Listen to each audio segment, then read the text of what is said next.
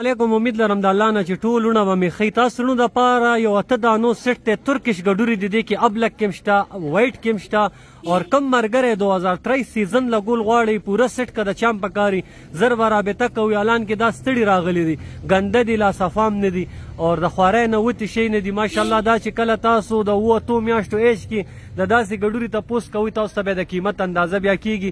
ښه خسته مزدوري به درکوي. 2 نیمې میاشتې خواري وکوئ.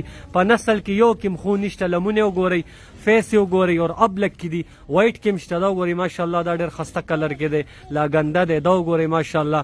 کم ملګری هم شوکي دانې الی زر تر زره به رابطه کوئ. داسې مالونه پاتې کېږي نه، ډېر کم وخت کې دوځي.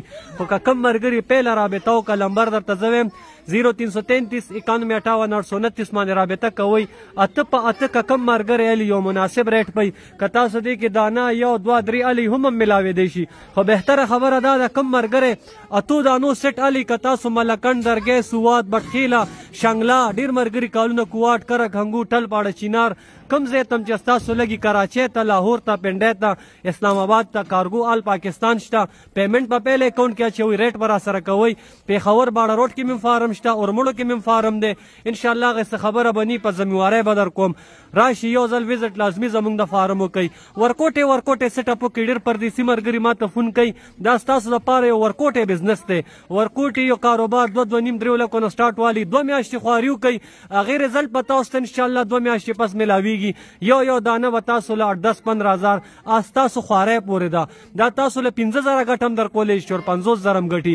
څنګه چې تاسو خواري وکړه تاسو د الله د هغې صله درکوي. ښه خوراک ورته ونیسئ، ښه ونډه ورته ونیسئ. انشاءالله دا به داسې جوړیږي تماشه به کیږي.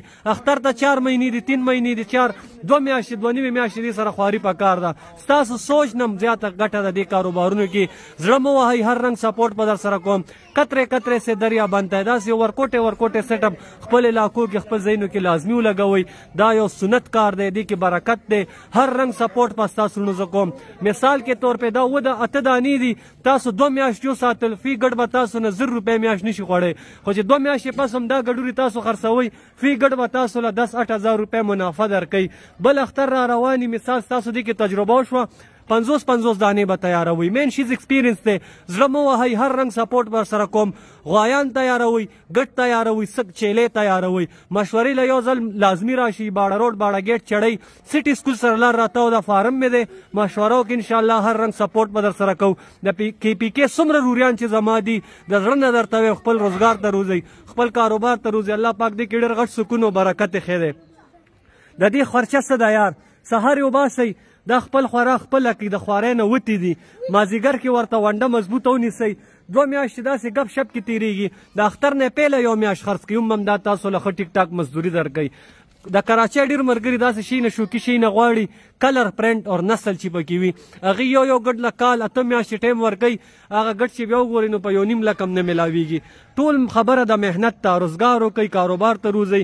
دې کې یو سکون دی، برکت دی. موږ سره وګورئ زموږ ماشومان هم دې کاروبار کې دي. دا وګورئ عیسی خان ته وګوره، مصروف یې ورسره لګي. د 20 لانجو نه به خلاص شي. خپل کشر له یو خسته سپورټ ورکوي. ورکوټې کاروبار روان کړي. چې تاسو هر علاقه کې تعلق ساتئ، مشورې له یو ځل لازمي راشئ. هر ځای کې چې الله مباد خوشحال ساته. موږ ته هم دعا کوو. انشاءالله نیکسټ ویډیو کې ملاقات کوو.